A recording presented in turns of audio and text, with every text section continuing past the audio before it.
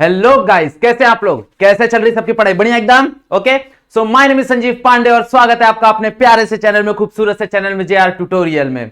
सो जैसा कि आपको पता है, we have started the topic which is nothing but laws of motion. Laws of motion में ऑलरेडी हम लोग ने 2 वीडियो ऑलरेडी अपलोड कर दिया है और आई गेस तुम लोग ने पढ़ना भी चालू कर दिया है। ओके, जो कि बहुत अच्छी बात है। तो आज मेरा थोड़ा सा जो गर्दन है वो थोड़ा ठीक है, तो आज थोड़ा सा पढ़ाने में, और टॉपिक आज बहुत मजेदार होने वाला, बहुत ही ज्यादा जबरदस्त टॉपिक होने वाला है आज। ओके, और इंपॉर्टेंट भी होने वाला है, क्योंकि इसका जो कंसेप्ट है वो बोलते हैं ना, जब तक तुम लोग फिजिक्स पढ़ोगे जिंदगी भर वो कंसेप्ट तुमको काम आने वाला है। ओके, तो स्टार्ट करते हैं आज का टॉपिक। आज है लेक्चर नंबर 3। आज हम लोग बात करेंगे कंजर्वेशन ऑफ मोमेंटम, और अगर मैं बोलना चाहूं तो मैं इसको बोलूंगा कंजर्वेशन ऑफ लीनियर मोमेंटम, क्योंकि जब तुम लोग 12th में जाओगे तो तुम लोग एक टॉपिक पढ़ोगे that is called as conservation of angular momentum. तो what is conservation of angular, not angular, linear momentum? क्या होता है लीनियर मोमेंटम का कंजर्वेशन? देखो, जब कभी भी दो बॉडी इंटरैक्ट होती है, मतलब जब कभी भी दो बॉडी कोलाइड होती है, या फिर there is a collision between 2 body. मान लो कि एक बॉडी 1 है, लेट्स से उसका मास 1 है, और दूसरा बॉडी m2 है, लेट्स से उसका मास 2 है। Yes or no? लेट्स से ये बॉडी है कुछ v1 u1 वेलोसिटी से ट्रैवल हो रही है, और ये जो बॉडी है वो u2 वेलोसिटी से ट्रैवल हो रही है। लेट्स से ये हम लोग ने कंसीडरेशन कर लिया। ओके, अब ये दो बॉडी को कोलाइड होना है। अगर ये दो बॉडी को कोलाइड होना है तो किसकी वेलोसिटी ज्यादा होनी चाहिए? भाई u1 की velocity should be greater than u2। u1 की velocity should be greater than u2, that is the compulsory condition. क्योंकि अगर जरा सोचो ना कि अगर ये वाला वेलोसिटी ज्यादा होगा तो ये तो आगे भागता जाएगा ना भाई, ये तो आगे भागता जाएगा, ये उसको कभी पकड़ ही नहीं पाएगा। तो अगर तुम चाहते हो कि दोनों के बीच में कोलिजन हो, तो दोनों के बीच में कोलिजन होने का कंडीशन क्या है कि भाई तुम्हारा जो u1 है दैट शुड बी ग्रेटर। अगर u1 बड़ा होगा तो ही जाके ये इससे टकराएगा। So that is the primary condition of the collision. अगर कोलिजन कहीं पे करना है तो this is the primary condition, और इसका तुमको ध्यान रखना है। मान लो गया टकरा गया, अब टकरा गया तो there will be some change in velocity. Yes or no? Let's say कि after collision, let's say after collision भाई दोनों की वेलोसिटी में, देखो मास में तो कोई चेंजेस नहीं आएगा। अब मान लो कि अगर मैं किसी से टकराता हूं तो मेरा 5 किलो कम हो जाएगा क्या? अगर ऐसे ही रहता तो सब लोग ऐसी जिम तो ऐसी बंद हो गए रहते, सब फिर टकराने से ही अपना वजन कम कर लेते, बट ऐसा होगा नहीं ना। अगर कोई भी बॉडी कोलाइड हो तो there will be no change in mass, but there will be change in velocity. तो मान लो इसका मास तो वही रहेगा, दैट इज m1, बट इसकी वेलोसिटी चेंज हो जाएगी, लेट्स से v1। इसका मास तो वही रहेगा, लेट्स से m2, बट इसकी वेलोसिटी चेंज हो जाएगी, लेट्स से v2। ओके, ये चीज का ध्यान रखना। अब यहां पे देखो, अब अगर इसकी वेलोसिटी चेंज हो गई है, इसकी वेलोसिटी चेंज हो गई है, तो हमको ऐसा लगेगा कि इसका मोमेंटम चेंज हो गया। यस, द इंडिविजुअल बॉडी का मोमेंटम चेंज हो चुका है, द इंडिविजुअल बॉडी का मोमेंटम चेंज हो चुका है, but the total momentum of that isolated system, like the total momentum before collision is exactly equals to the total momentum after collision. तो what is the total momentum before collision? अगर हम लोग before collision देखने जाएं तो total momentum होगा क्या? Momentum क्या होता है? mass into velocity. तो total momentum will be m1 into u1, m1 into u1. What is second body का मोमेंटम? m2 u2। इसको ऐड कर दो, ऐड कर दोगे तो क्या मिलेगा? ऐड कर दोगे तो टोटल मोमेंटम मिल जाएगा। Yes or no? This is nothing but a total momentum before collision. After collision की कहानी कैसे आएगी देखो जरा। अगर आफ्टर कोलिजन देखने जाओ तो आफ्टर कोलिजन क्या ही बनेगा? m1 v1 plus m2 v2, है ना? This is nothing but a total momentum after collision. अब ये दोनों क्या रहेंगे? ये दोनों एग्जैक्टली इक्वल रहेंगे, याद रखना। This is nothing but a conservation of momentum.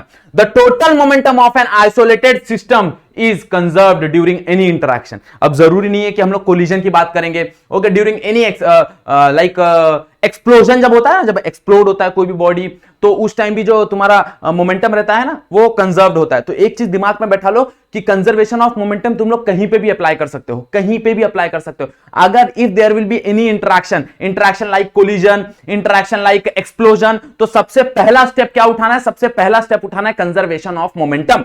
और कंजर्वेशन ऑफ मोमेंटम लगाओगे ऐसे सम सॉल्व होंगे। ओके, ये चीज का याद रखना। तो इसको थोड़ा सा रीअरेंज कर देते हैं, इसको हम लोग ऐसे लिख सकते हैं, by this is nothing but a total momentum, this is nothing but a total momentum after and before. और दोनों क्या रहेंगे? दोनों एग्जैक्टली इक्वल रहेंगे। ये चीज का ध्यान देना, दोनों एग्जैक्टली क्या रहेंगे? इक्वल रहेंगे। तो this is nothing but a total momentum before collision is equal to the total momentum after collision. Okay, इसका मतलब क्या है? इसका मतलब यह है कि भाई यहां पे अगर हम लोग देखने जाएं तो अगर मोमेंटम कंजर्व्ड है तो अगर सेकंड लॉ देखने जाए, what is second law? Newton second law क्या बोलता है? न्यूटन सेकंड लॉ बोलता है DP by dt is nothing but force by rate of change of momentum with respect to time is directly proportional to the force. Yes और is directly proportional to the force. ये कहानी हम लोग ने पढ़ी हुई है। ओके, अगर नहीं पढ़ी अभी तक तो लेक्चर नंबर 1 जाओ, वहां पे हम लोग ने न्यूटन्स लॉ बहुत बेहतरीन तरीके से डिस्कस किया है। तो यहां पे देखो, अगर ऑब्वियस सी बात है कि अगर मेरा मोमेंटम कांस्टेंट होना चाहिए तो मेरा एक्सटर्नल फोर्स क्या होना चाहिए? External force should be zero. External force should be zero. ये चीज याद रखना। अब F जीरो हो गया, अब जीरो हो गया तो क्या ही मिलेगा? dp by dt is equal to zero. और अगर किसी भी क्वांटिटी का डिफरेंशिएशन जीरो आता है, अगर किसी भी क्वांटिटी का डिफरेंशिएशन जीरो आता है, मतलब दैट क्वांटिटी इज कांस्टेंट। मतलब यहां पे अगर मैं बोलने जाऊं तो P जो है वो क्या रहेगा? वो कांस्टेंट रहेगा कि नहीं रहेगा? मतलब मेरा जो मोमेंटम है वो कांस्टेंट रहेगा कि नहीं रहेगा? This is nothing but conservation of momentum. यही तो है कंजर्वेशन ऑफ मोमेंटम भाई। During any interaction the total momentum of the system, the total momentum of the body always remain constant. Okay, before collision की बात करो, after collision की बात करो, दोनों जो मोमेंटम होंगे क्या होंगे? सेम होंगे। इसीलिए तो हम लोग ये लिख पाए। ये लिखने का कारण क्या है? ये जो स्टेटमेंट अपन यहां पे लिख रहे हैं, ये जो स्टेटमेंट तुमको दिख रहा है, ये क्यों पॉसिबल हुआ? ये तभी पॉसिबल हो पाएगा जब दोनों मोमेंटम सेम होंगे। मतलब total momentum after collision is equal to total momentum before collision. बात समझ में आई? दिस इज नथिंग बट ये क्या है? ये है हमारा conservation of momentum. Okay, clear? Application की बात करें तो कहां पे काम आता है? देखो बहुत जगह काम आता है। लाइक आजकल तुम लोग बहुत फेमस गेम है पबजी, खेलते हो कि नहीं खेलते हो? सब लोग जनरली सब खेलते रहेंगे। ओके, तो वहां पे तुम लोग ने देखा रहेगा कि हम लोग जो गन यूज करते हैं, दैट गन की रिकॉइलिंग वेलोसिटी बहुत ज्यादा होती है। हम लोग वर्ड सुनते हैं, अरे ये जो गन है इसकी रिकॉइलिंग वेलोसिटी बहुत ज्यादा है, ये जो गन है इसकी रिकॉइलिंग वेलोसिटी बहुत ज्यादा है। तो what is that recoiling velocity? Okay, वो गन जो है ना, वो जब फायर हो रहा है तो वो गन कहां आ रही है? पीछे आ रही है। सो वो जो गन पीछे आ रही है ना, that is nothing but a recoiling velocity. और अगर मेरे को उसका रिकॉइलिंग वेलोसिटी फाइंड आउट करना है तो we can use conservation of momentum. तुम लोगों ने देखा रहेगा टैंक जब ब्लास्ट करता है, ओके, जो भी ये मिसाइल वो ब्लास्ट करने वाला है, तो आफ्टर ब्लास्टिंग द मिसाइल वो टैंक का जो पिस्टन होता है, वो जो टैंक का ये होता है, क्या बोलते हैं, पाइप होता है, वो पीछे की तरफ आता है। तो वो उसकी वेलोसिटी, वो जो रिटर्न आ रहा है ना, that is called recoiling velocity. तो वो वेलोसिटी को अगर तुमको फाइंड आउट करना है तो you can find out with the help of conservation of momentum. Clear? बात समझ में आ गई एवरीवन? पक्का? चलो नेक्स्ट आगे बढ़ेंगे हम लोग कोलिजन के ऊपर। ओके, आगे बढ़ेंगे हम लोग कोलिजन के ऊपर। देखो कोलिजन का तो आइडिया सबको रहेगा भाई, कोलिजन क्या ही होता है? कोलिजन मतलब क्या? जब दो बॉडी आपस में टकराती है। ओके, जब दो बॉडी आपस में टकराएंगी तो वो जो इंटरैक्शन होगा, वो जो फिनोमिना होगा, वो क्या होगा? कोलिजन होगा। हम लोग यहां पे क्या बात करने वाले हैं? याद रखना, हम लोग यहां पे बात करने हैं head on head collision. Head on head collision का मतलब क्या होता है? ये चीज याद रखना। ये हम लोग स्टार्टिंग में ही एज्यूम कर लेता हूं, मैं स्टार्टिंग में ही एज्यूम कर लेता हूं, हेड ऑन हेड।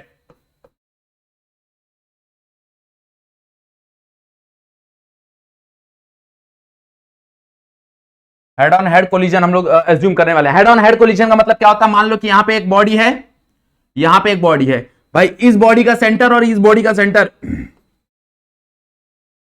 आपस में टकराएंगे। ओके, अब तुम लोग बोलोगे सर अगर यहां पे रोड है तो ये बॉडी हवा में रहेगी? हाँ, मान लो हवा में रहेगी, कोई प्रॉब्लम नहीं, मान लो हवा में रहेगी, but always there will be a head on head collision. हम लोग याद रखना, हमेशा सेंटर टू सेंटर कोलिजन कराएंगे। और सेंटर टू सेंटर कोलिजन कराने का कारण है, कारण क्या है? बिकॉज हम लोग यहां पे वन डायमेंशन क्या यूज कर रहे हैं? हम लोग यहां पे वन डायमेंशन मोशन यूज करेंगे। मतलब टकराने के बाद बॉडी यहां वहां नहीं जाएगी भाई, उसका जो लाइन ऑफ एक्शन है, that line of action will be same. Okay, that line of action will be same. Clear? बात समझ आ रहा है एवरीवन? पक्का? These are the assumptions. तो अगर हम लोग बात करें तो there are two types of, दो प्रकार के कोलिजन होते हैं। एक कोलिजन होता है तुम्हारा इलास्टिक कोलिजन, और एक कोलिजन होता है तुम्हारा in elastic collision. Elastic collision मतलब क्या होता है? इलास्टिक कोलिजन बोले तो भाई जहां पे in this collision the kinetic energy is conserved. ये चीज पे ध्यान दो, जो काइनेटिक एनर्जी है बॉडी की वो कंजर्व्ड रहेगी। The kinetic energy is conserved. Okay, मतलब ड्यूरिंग एनी इंटरैक्शन, मान लो कि यहां पे दो बॉडी टकराई, टकराने से पहले जो उनका टोटल काइनेटिक एनर्जी था वो टकराने के बाद भी उनका सेम रहेगा। तो we can say that like, इस चीज को थोड़ा सा नीचे कर देते हैं,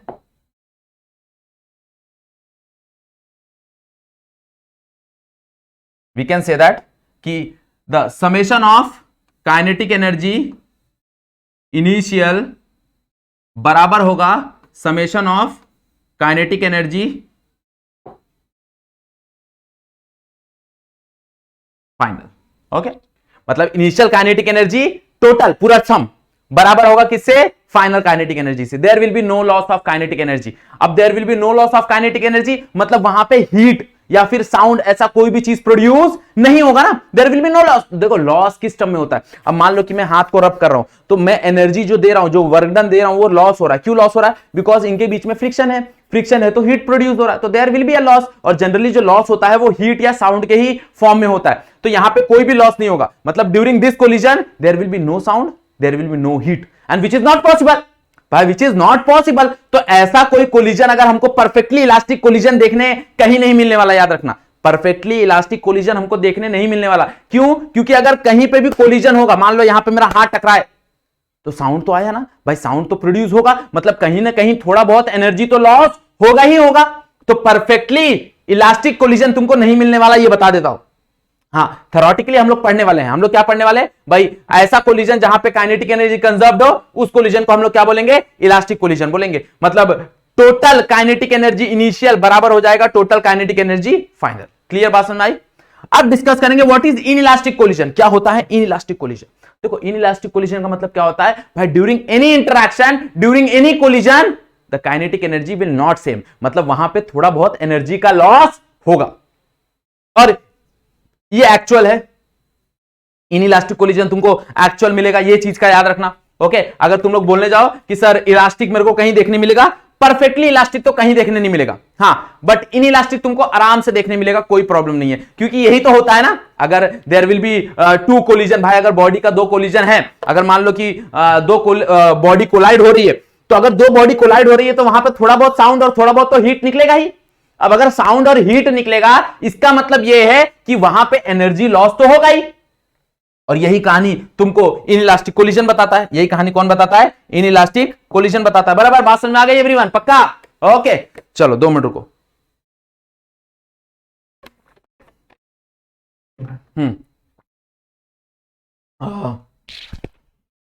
बोलते बोलते गला सूख जाता है। चलो स्टार्ट करें वापस? हाँ आ जाओ। So again, what is inelastic collision? By during any interaction क्या होगा? There will be a loss. Okay. So in this collision there is a loss of kinetic energy during collision. Okay. और during any interaction, जरूरी नहीं है कि collision हो, but during any interaction there will be a loss. तो यहां पे मैं ये नहीं बोल सकता कि भाई इनिशियल काइनेटिक एनर्जी और फाइनल काइनेटिक एनर्जी क्या होगा? बराबर होगा। ओके, अब मान लो कि कोई बॉडी बहुत तेज से आ रही थी, अब बहुत टकराई तो उसकी वेलोसिटी कम होगी ना। अब वेलोसिटी कम होगी तो यहां पे मैं बोल सकता हूं कि kinetic energy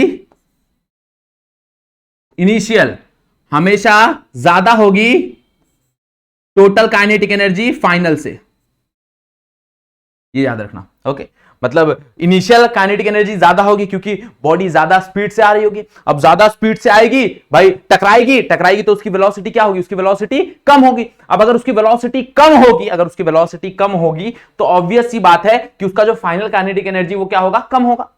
yes or no? तो इनिशियल काइनेटिक एनर्जी हमेशा ज्यादा होगी किससे? फाइनल के काइनेटिक एनर्जी से। क्लियर बात समझ में आ गया? हाँ, बट जहां पे एक्सप्लोजन की बात आती है ना, जहां पे एक्सप्लोजन हो रहा है, मान लो फॉर एक्सप्लोजन,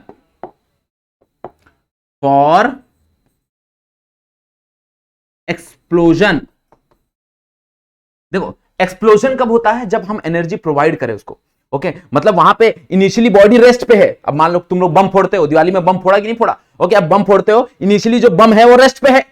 अब जैसे ही बम फटा, उसके पार्टिकल क्या हुए? छितरा गए। अब उसके पार्टिकल छितरा गए तो वहां पे अगर हम लोग देखने जाएं तो भाई इनिशियली उसके पार्टिकल रेस्ट पे थे, बट बम फटने के बाद उसके पार्टिकल मोशन में आए, मतलब वहां पे वेलोसिटी बढ़ी। अब वहां पे वेलोसिटी बढ़ी तो वहां पे क्या होगा? वहां पे काइनेटिक एनर्जी फाइनल बड़ा रहेगा काइनेटिक एनर्जी इनिशियल से। बात समझ आ रहा है कि नहीं समझ आ रहा है? ओके, वहां पे क्या होगा? काइनेटिक एनर्जी जो फाइनल है वो बड़ा रहेगा किससे, काइनेटिक एनर्जी इनिशियल से। कारण क्या है, कारण यही है कि भाई हमने एनर्जी प्रोवाइड की, हम माचिस लगाए, बम फटा, उसका बारूद जला तो क्या हुआ, उसके जो पार्टिकल्स हुए वो फैल गए ना, जैसे ग्रेनाइड एग्जांपल ले लो। ओके, अब तुम लोग बोलोगे सर ग्रेनाइड कैसे, देखा नहीं है, तो ठीक है, बम तो देखा है ना। ओके, बचपन में वो बम आता था, देखो ऐसा लक्ष्मी बम बोलते थे हम लोग उसको, या सुनो बोलते थे ना। उसके बाद या फिर एक बम आता था, देखो डबल शॉट बम बोलते थे उसको हम लोग, 2 बार फटता था, वो याद है। तो उसको जलाया, उसमें से ऐसा उसके जो पेपर्स है वो पूरे आजू बाजू छितरा जाते हैं, सुनो मतलब इनिशियली उसके जो पेपर्स है वो रेस्ट पे हैं, बट आफ्टर ब्लास्टिंग भाई, आफ्टर उसको एनर्जी दिया, वो कहां गए, छितरा गए, ये सुनो मतलब उनको एनर्जी देने के बाद वो मोशन में गए, तो उनकी जो फाइनल एनर्जी होगी वो क्या होगी, ज्यादा होगी, इनिशियल क्या होगी, कम होगी। ये चीज का ध्यान देना। ओके, मतलब अगर कोलिजन हो रहा है, ये for collision,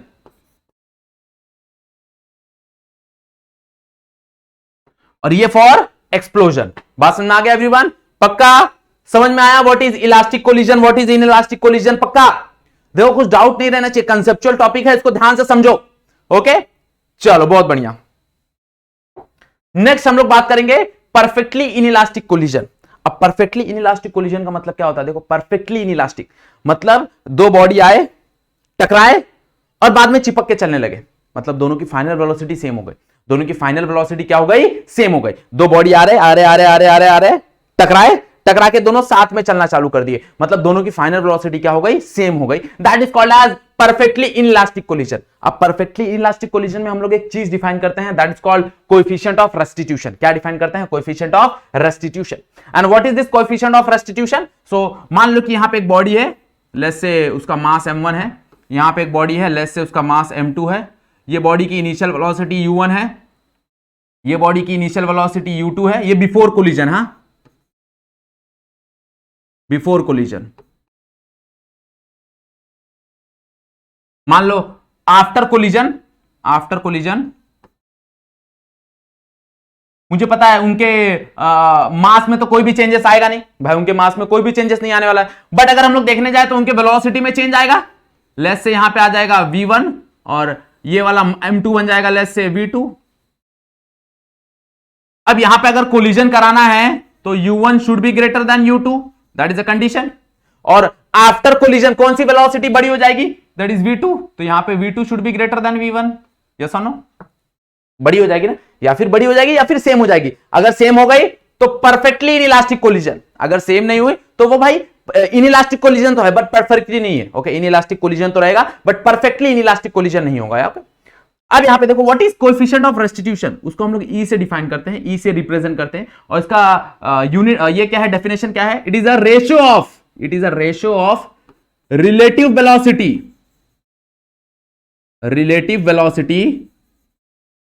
it is a ratio of relative velocity of separation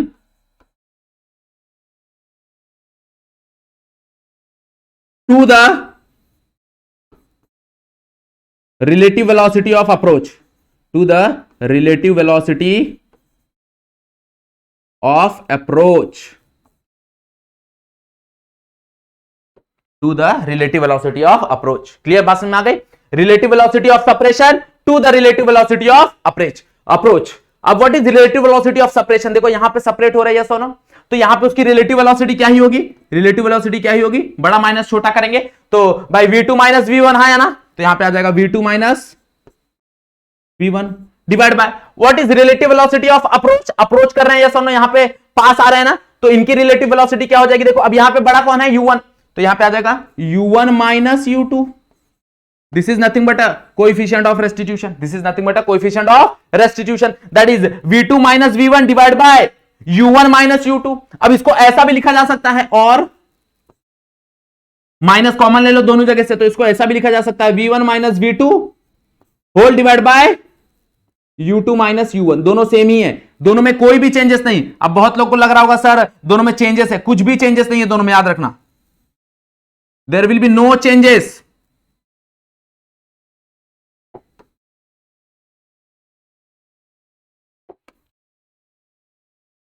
clear बात समझ में आ रही है,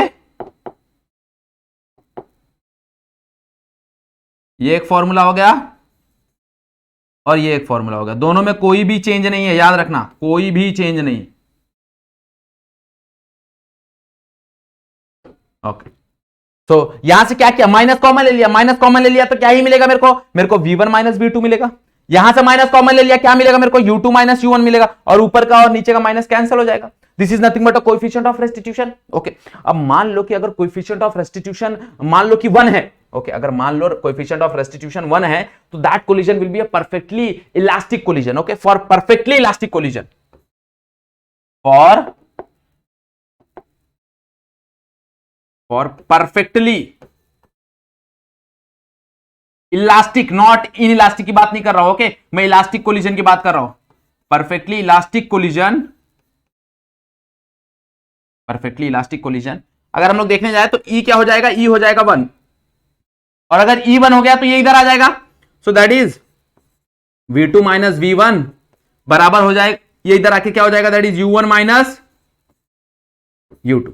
so this is the condition for perfectly elastic collision. ये जो कंडीशन है ये किसके लिए है, ये परफेक्टली इलास्टिक कोलिजन की कंडीशन है। क्लियर, बात समझ में आ रही है एवरीवन, पक्का? ओके, ये कंडीशन तभी ट्रू होगा, this is only true. Okay, याद रखना, this is true when the collision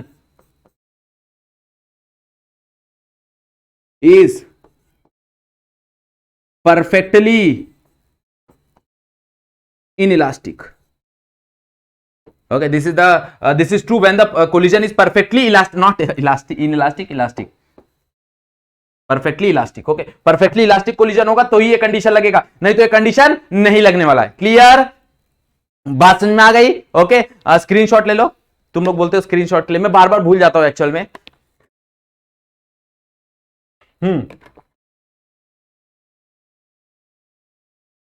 समझ में आया क्या होता है कंजर्वेशन ऑफ मोमेंटम, क्या होता है कोलिजन, कब होता है इलास्टिक कोलिजन, कब होता है इन इलास्टिक कोलिजन। अगर परफेक्टली इन इलास्टिक कोलिजन रहा तो हम लोग कोएफिशिएंट ऑफ रेस्टिट्यूशन कैसे डिफाइन करते हैं, ये बेसिक चीजें सारा समझ में आया एवरीवन, पक्का?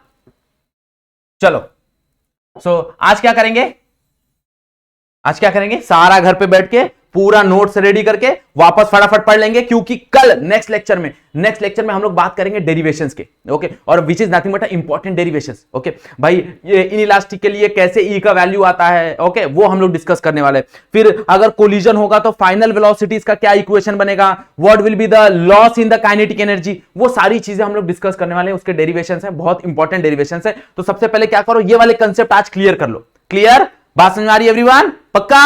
चलो, सो अगर कुछ भी डाउट आ रहा है वीडियो में, कमेंट सेक्शन है, कमेंट कर दो, पूछ लो, कोई प्रॉब्लम नहीं। इंस्टाग्राम का आईडी दिया हुआ, डीएम कर दो, कोई टेंशन वाली बात नहीं, हम लोग डिस्कशन कर लेंगे। ओके, अगर वीडियो यहां तक देखा है तो वीडियो को लाइक करना है, जरूर करना है। ओके, वीडियो को शेयर कर दो, और अगर चैनल पे फर्स्ट टाइम हो तो चैनल को सब्सक्राइब जरूर कर लेना। क्लियर, बात समझ में आ गई? और तुमको पता है कि जेआर ट्यूटोरियल का ऑफिशियल जो ऐप है वो एप्लीकेशन आ चुका है प्ले स्टोर पे, तो जाओ फटाफट क्या करो, डाउनलोड करो, फटाफट लॉग इन करो, रजिस्टर करो और रेटिंग दे दो, क्योंकि उसके ऊपर बहुत मजेदार कंटेंट आने वाले हैं। ओके, तो वेट मत करो, जाओ फटाफट। ओके, चलो, तो आज का वीडियो यहीं पे एंड करते हैं। आज के लिए बस इतना ही। That's it for today, thank you so much.